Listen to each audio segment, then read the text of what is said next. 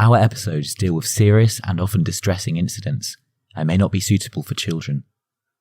If you struggle with addiction, feel depressed or have suicidal thoughts and you need support, please contact your local crisis centre or reach out to a friend to ask for help.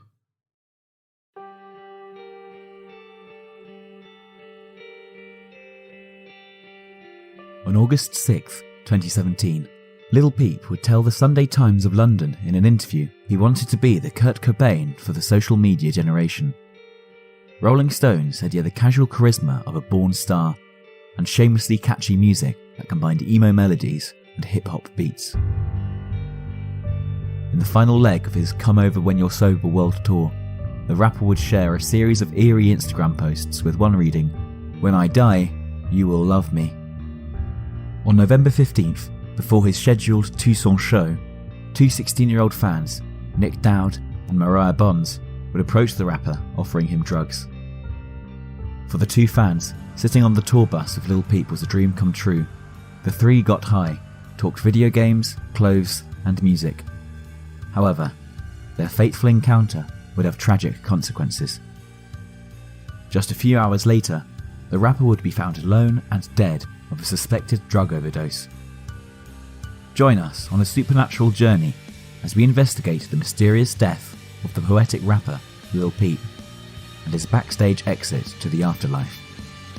This is Death by Misadventure.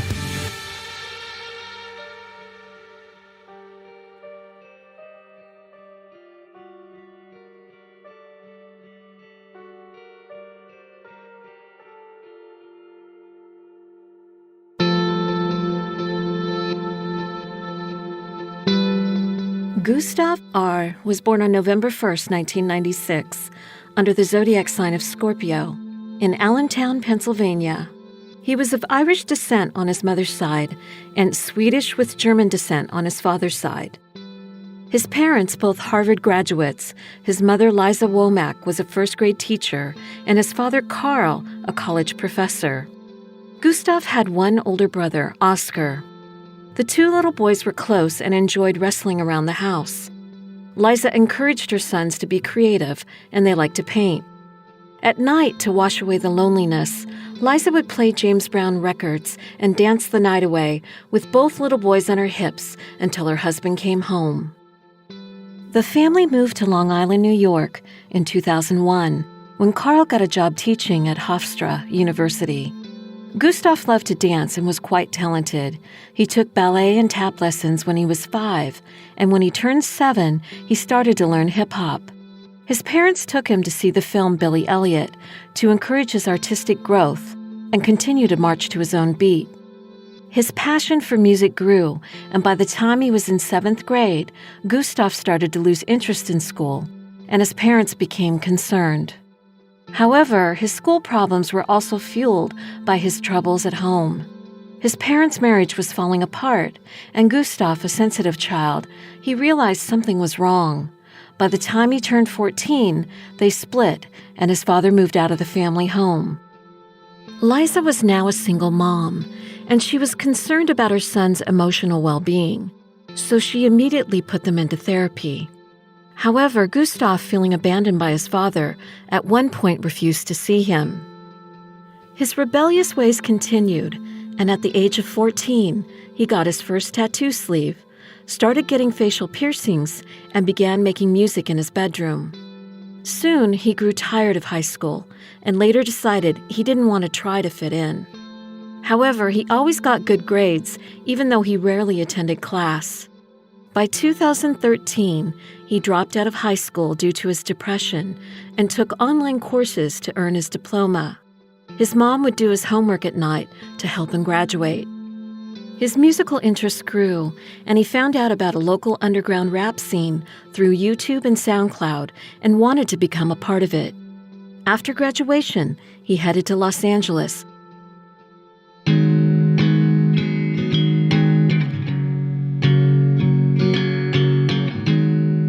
Although Lil Peep was a loner in high school, he found friendship online.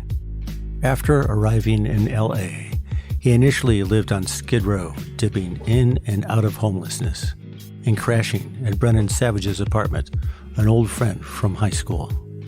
However, the two eventually parted ways when Brennan decided to pursue a college degree. Peep eventually met up with Memphis producer Jay Green and Florida rappers Ghost Main and Craig Zen, living with them while forming the collective Schema Posse. According to Lil Peep, he originally met Craig Zen online and was introduced to Jay Green, who needed a singer. Lil Peep also attempted to attend Glendale Community College during his first year living in Los Angeles, but eventually dropped out. In September 2015, Lil Peep released his first mixtape, Lil Peep Part 1, gaining over 4,000 streams during its first week on SoundCloud. The success of his SoundCloud release fueled his fan base, and he gained street cred with other rappers. After releasing the song Beamer Boy, Peep performed live for the first time with the rest of Schema Posse in March 2016 in Tucson, Arizona. However, the following month, Schema Posse broke up, but they remained friends. During this time, Peep remained living on Skid Row and became part of the Goth Boy Clique collective, which focused on melodic trap with emotional lyrics, highly influenced by pop punk and grunge. The collective was built to create a space for like-minded rappers who shared the same niche interests within the genre, allowing Lil Peep to find a place of his own within the scene. The group shared a squat in Skid Row with Peep and often shared beds. According to Lil Peep, Crybaby was recorded within the space of 3 days with a $150 microphone and was released in June 2016. The new release gained the attention of First Access Entertainment, and they offered to invest in Lil Peep's career. In addition to providing business advice, he found a kindred spirit and formed a friendship with co-founder CEO Sarah Stennett, who helped him realize his musical vision. In September 2016, Lil Peep released Hellboy. Songs from Hellboy, such as Girls and OMFG, became hugely popular on both YouTube and SoundCloud with millions of views. The success from Hellboy led to Peep going on his first ever solo tour across the United States, called The Peep Show Tour, starting in April 2017 and ending in May 2017. After completing the tour, Peep hopped on a plane to London. There, he began collaborating with rapper Makonnen and friend Bexy.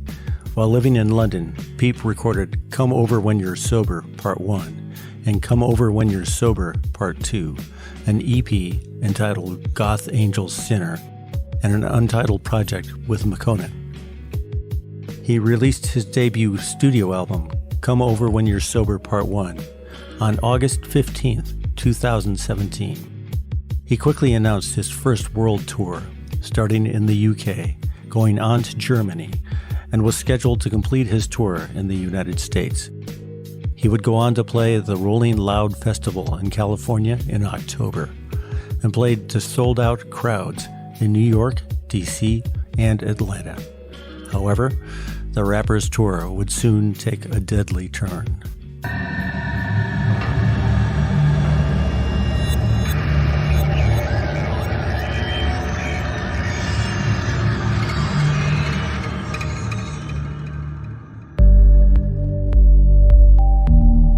This episode of Death by Misadventure is made possible by our sponsor, Care of. Care of is a subscription service that makes it easy to get vitamins, protein powders, and more, personalized just for you and delivered straight to your door. Give yourself support this season with a boost. Whether you're looking for energy, better sleep to maintain stress, or something else to help you feel your healthiest. The online quiz is now new and improved to help you learn if you're getting enough protein, fiber, and good fats to determine if you could benefit from Care of's new natural protein powders. Care of delivers daily vitamin and supplement packs along with protein and more, all customized to your recommendations, so you're only taking what you really need. I love my new health and wellness plan. My vitamins are delivered in convenient 30 daily packs each month. Each morning, I grab a pack before I head down to the beach with my doggies, Jackson Candy, for our daily walk. Not only do I have more energy, I sleep better at night by using the Care of program. I also track my progress with the Care of app, and I even earn rewards when I remember to take my vitamins. For 30% off your first Care of order, go to takecareof.com and enter Misadventure30. Now back to our show.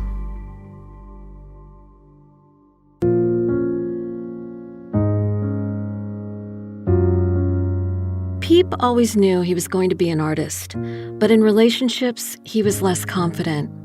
He once said in an interview, "I've had my heart broken in a lot of different ways, a lot of different times by different people. Whether it be a family member, a girlfriend, a friend, just all types of relying on people, making yourself vulnerable to people, and then they fuck you over. You just want to succeed and rub it in their face."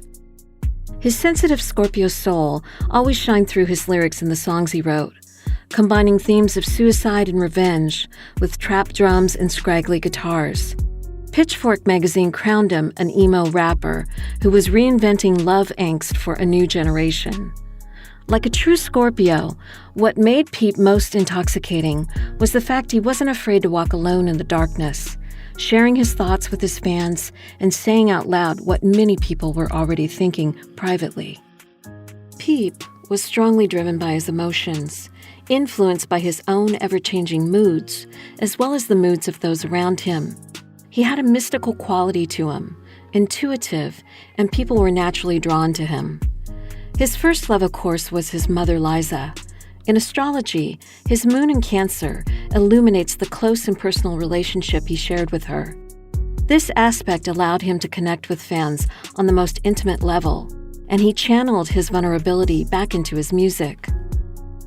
The first girl to capture his heart was Emma Harris, who he met in 3rd grade. Love is always special, but your first love moves you in a way that is inherently unique. The two shared a karmic bond, and they leaned on each other growing up. After Peep graduated from high school, she followed him out to California. However, like many teen romances, the relationship was on and off, but they remained close friends. In love, Scorpios are always looking for an iconic relationship, a Hall of Fame soulmate story, and he refused to settle for less. Peep was in search for his mythic other half, the person who would heal his broken heart. But his insecurities ran deep from his troubled childhood, and it was hard for him to find one person to fill the emotional void. His love was passionate and all-consuming, but his depression was emotionally crippling at times. In August 2017, he came out as bisexual on a Twitter post around the time he was dating the actress and singer Bella Thorne. The two were spotted kissing while out and about in Los Angeles. However, neither Thorne nor Peep confirmed their relationship at the time, and it quickly fizzled out. Next, he met and started dating Instagram influencer Arzelia Rodriguez Alibra during his Come Over When You're Sober tour. It was a life-changing moment for both of them that would lead to a tragic ending.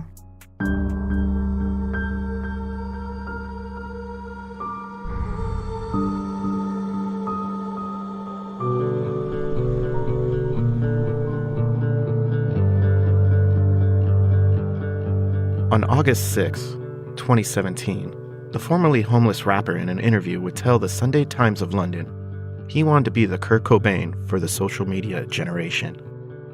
Born under the life path number 1, Lil Peep was a free spirit and had a passion for his art. He didn't have a record label, but he was huge on Instagram. He idolized the Seattle grunge rocker and told the newspaper, "I would love to be the new Kurt Cobain." His 2016 breakthrough mixtape, Hellboy, included a song called Cobain. Stereo Gum would write how Lil Peep leaned into the comparison, sometimes in reckless and destructive ways. Despite his quick rise to fame, Lil Peep admitted he struggled with drug abuse and suicidal thoughts. "I suffer from depression, and sometimes I wake up and I'm like, fuck, I wish I didn't wake up," he told Pitchfork. "That was part of why I moved to California, trying to get away from the place that was doing that to me and the people I was around. I realized it was just myself. It's a chemical imbalance in my brain. In the days leading up to his sudden death, the emerging rapper would post a series of emotional Instagram posts with his millions of followers.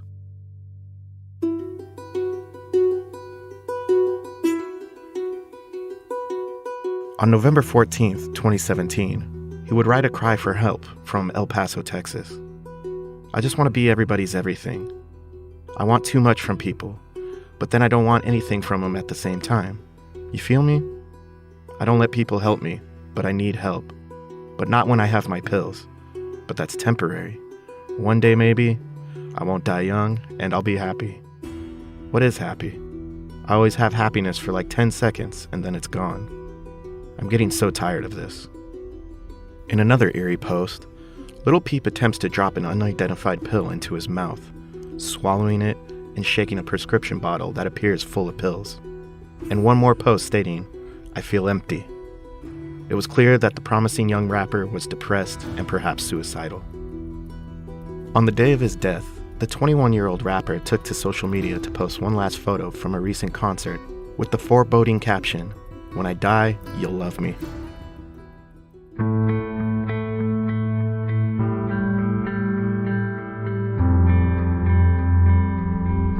On Wednesday, before his Come Over When You're Sober tour show, Lil Peep met with fans to take pictures. He would write again on Instagram, "Look at my beautiful fans, aw."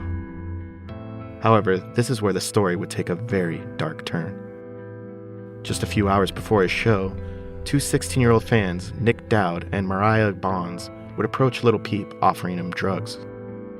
Mariah would later state MacNed, the GBC rapper, had posted a direct message on Twitter earlier that day with a so-called emoji, asking if anyone in the Tucson area could hook him up with drugs, specifically opiates. Nick and Mariah responded, stating they didn't know how to get opiates, but they definitely had weed, THC wax, and some Xanax. At 1:26 p.m., Mariah would message MacNed on Twitter, "Let you know when I get there." A couple of hours later, at around 3:20 p.m., Mariah would message him again stating, "10 minutes away, we have the joints, wax, pods, and Xans."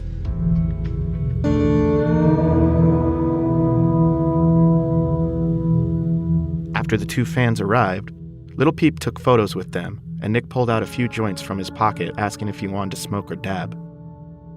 The rapper invited them on the tour bus, and it was around this time that Mariah allegedly gave her bag of Xanax to MacNed, although he would later deny this, insisting Lil Peep had the bag. For the two teen fans, sitting on the tour bus with Lil Peep was a dream come true. Although life on the road wore the rapper down, he seemed genuinely happy to connect with both fans that day in Tucson. The three got high, talked video games, clothes, and music. He was in a very good mood, Nick Dowd would later tell Rolling Stone magazine. He said at one point, the rapper looked out the bus window and said, "Today is a good day.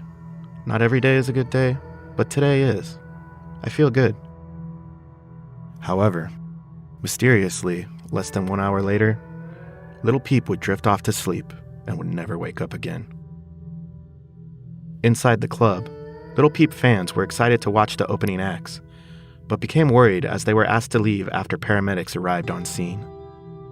Lil Peep, who often laced his songs with dark lyrics like, "I don't want to die alone right now, but I admit I do sometimes." Although depressed at times, left no indication he intended to die that afternoon. His manager, Chase Ortega, would later break the tragic news to fans via Twitter the next morning, writing, "I've been expecting this call for a year. Motherfucker."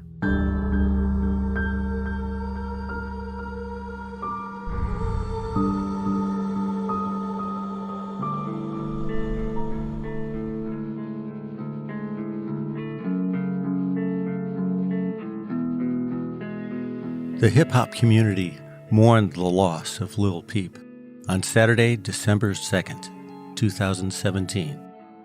The service was announced on the late rapper's official Instagram account and promised to be a celebration of his fascinating, colorful life. His friends and family gathered at the Alegria Hotel in his hometown of Long Beach, New York, to remember the talented but troubled artist.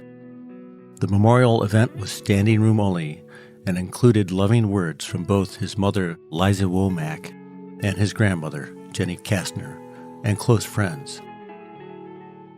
The service was live streamed on YouTube to allow fans to pay their final respects. Lil Peep's grandmother, Jenny Kastner, began the memorial service and spoke about the number of fan letters she'd read since his passing and how touched she was by their outpouring of love and support. One fan wrote, "He wasn't a modern-day Kurt Cobain, but a true original and left behind a music legacy that will have a far greater impact. His kindness will live on through the people who loved him the most." Another fan wrote, "I don't know of any famous person that lets the outside regular people like me that aren't famous into their lives. He was completely unique, a gift from God that was handed to us for a short period of time to change the world for the better." Another friend, Eddie Whalen, remembered how Lil Peep encouraged him to create his own personal style and told him to throw out his Skechers and stop tucking his shirts into his pants pulled high above his waist. Emma Harris, who once dated the rapper, spoke of falling in love with Lil Peep when she was in 5th grade and how she had never met anyone who colored her hair more than him. She stated how heartbroken she was and couldn't stop crying over losing her dear friend. His mom pointed out that despite appearances, her son was sensitive and vulnerable too. She said he was hurt terribly when his friends said he was no longer welcome in their homes due to how he looked and his lifestyle. The rejection made him fall into a deep depression and his grades dropped. This experience helped Lil Peep feel more empathy for people who suffer injustice on a daily basis because of their appearance or how much money they had. She said Lil Peep saw how the cool kids who lived in the fancy neighborhoods and treated him like an outsider. Lil Peep got fed up with that superficial world. He rejected being molded into a box and rebelled by getting his first tattoo. In a previous interview with GQ, the rapper explained how his tattoos were inspired by the rich grounding of his family life, through to the intense creativity of his work and his personal relationships. He told the magazine he believed it really doesn't matter what you look like. Your inner beauty will shine to show your true spiritual beauty. If you can see this, so can others. His mom continued by saying Lil Peep's rise to stardom was powered by his relentless drive and how he often labored through the night. As a musician, he was a huge fan of Frank Sinatra, and his favorite song to sing was "Fly Me to the Moon." In closing the service, she said, "My sweet Lil Peeper is gone now, but he has surely left us a lot of wonderful material to review and consider. I am so proud of him, you have no idea." After the service, family laid roses in the surf in Lil Peep's honor.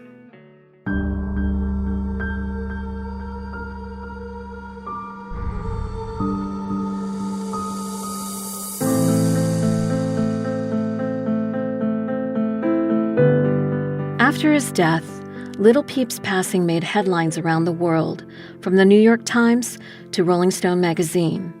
However, social media, where he first gained his fan following on Instagram and SoundCloud, showed the most love. Many fans called him an angel who saved many lives with his music. Mind Equals Blown writes, Peep wasn't afraid to push boundaries, not only artistically but socially as well. From speaking out against abuse, homophobia, and hypermasculinity, to starting an open conversation about mental health, Lil Peep used his platform to create a community and discuss issues that mattered. His frankness was a gateway to connecting with his fans, providing a voice and a safe haven for those in desperate need. Another fan wrote on Instagram, "When I think of Lil Peep, I think of a big broken heart that has been delicately patched, sewn, stapled, safety pinned, and stuffed all back together, which he wasn't afraid to wear on his sleeve, says Josephine Lee. This is very apparent in everything he touched and shared with the world, from his music to his art, to his personal relationships, and to his style.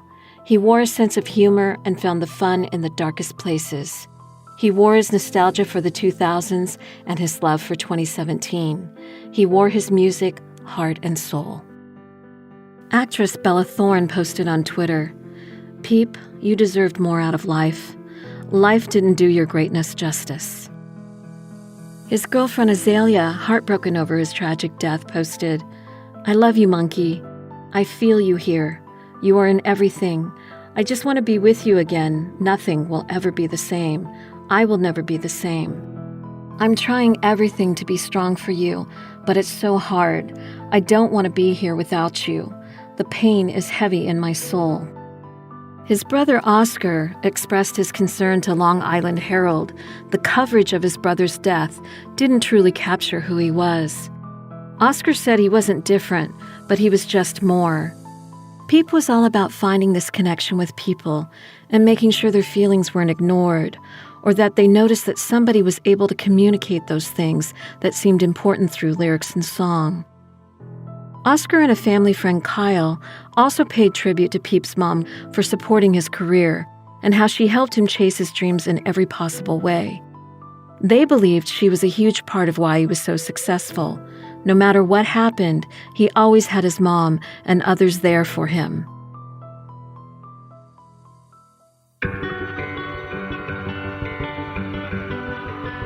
Despite having his career cut so short, Lil Peep released 4 mixtapes and 6 EPs. The Duke Chronicle wrote how he was a savant in the way he put songs together.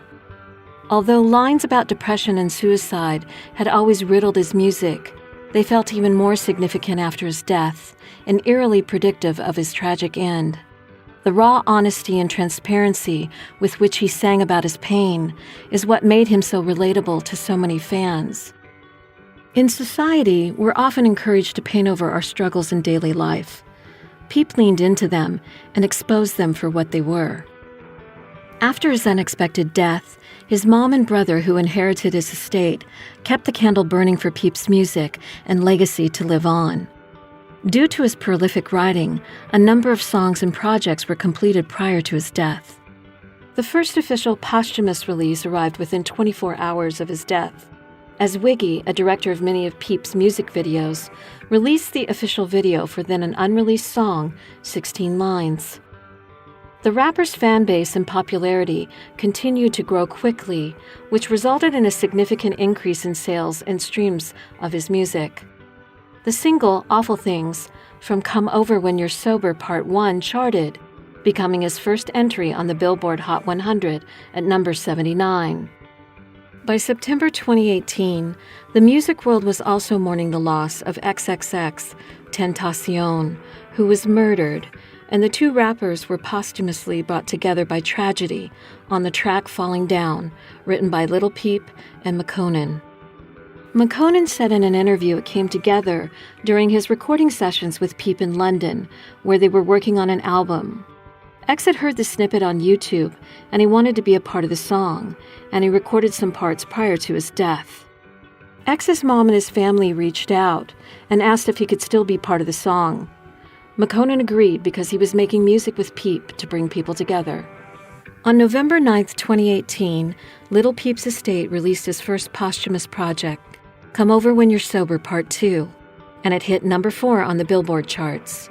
On March 10, 2019, a haunting documentary about Lil Peep's life, Everybody's Everything, produced by his mom and Terex Malik, premiered at the South by Southwest Film Festival to rave reviews. The film interviews everyone from Peep's family to his girlfriends, his music collaborators, managers, fans, trying to capture exactly what it was about this shy, vulnerable kid that made him such a self-made sensation in the short years between the launch of his career via rough bedroom recordings to his tragic drug overdose at the age of 21. The documentary ends with a bittersweet commentary from his grandfather, who has Peep's ashes buried in his garden. He clearly never stopped seeing him as his little boy, and his quiet ruminations on mortality and manhood pays tribute to the grandson he loves so much.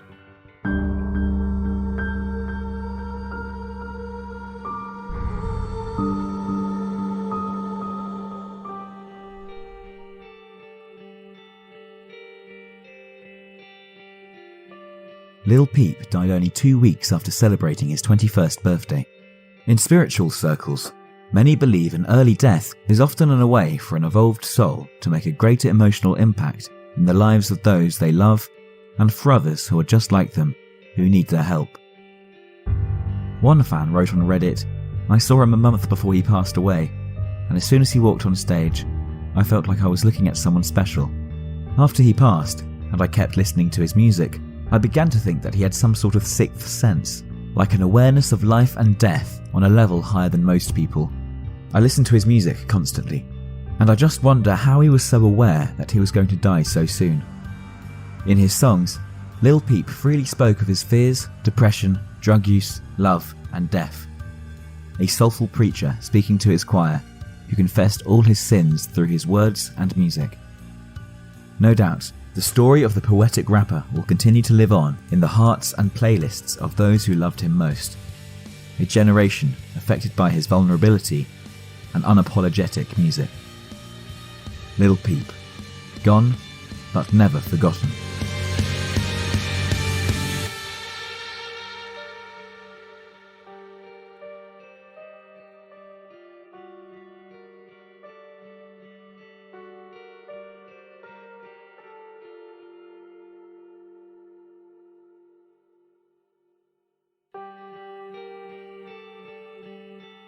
Death by Misadventure was produced by Cosmic Media and written by me, JC Nova. Our supernatural team of co-hosts includes the talented Eduardo Fahey in London, Tom Dre, our master numerologist and paranormal investigator in LA, Paul Robinson, magi and musician in Marin, and myself, I'm a psychic astrologer and paranormal investigator in Los Angeles and San Francisco. This episode was recorded at Robin Sound Studios in Marin, California, and also at Union Recording Studio in West Hollywood, California. Kudos to sound engineers Paul Robinson and Noah Shanklin. A special thanks to audio producer Christopher Lang in Tucson, who brings each episode to life, and Paulina from Upper Planet in London. She's responsible for the super cool design of our official website. She's also the designer for one of our favorite true crime podcasts, Case File. Please like and follow us on Facebook at www.facebook.com/deathbymisadventurepodcast. Each episode is available for download direct via our website at deathbymisadventure.co.uk and also at iTunes, Google Play, Castbox, Spotify, Podbean, TuneIn, Radio Public, and Stitcher. Last but not least, our podcast is hosted by Libsyn. I'm JC Nova, and this has been Death by Misadventure. Thanks for listening.